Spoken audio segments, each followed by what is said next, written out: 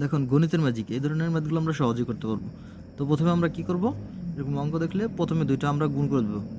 6 দুগুণা 12, 12 2 বসবে হাতের 1, আমরা এটা রেখে দিলাম।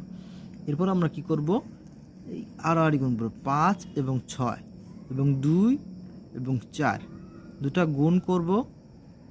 দেখুন 5 6 30, 2 দুগুণা 4, দুটো যোগ করে দিলাম 30 আর 4 34। তো 34 এবং আমাদের হাতে ছিল 1, এটা আমরা 35, 35-এর 5। এরপরে আমরা করব কি, আমাদের হাতে থাকবে 3, যেহেতু এখন আমরা শেষ হয়নি। এরপর আমরা সরাসরি এই দুটো গুণ করে দেবো।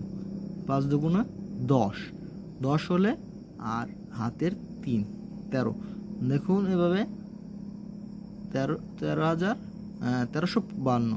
এভাবে কিন্তু সহজেই আমরা অঙ্কের ম্যাজিক করতে পারবো, যে কোনো অঙ্কে আমরা করতে পারবো।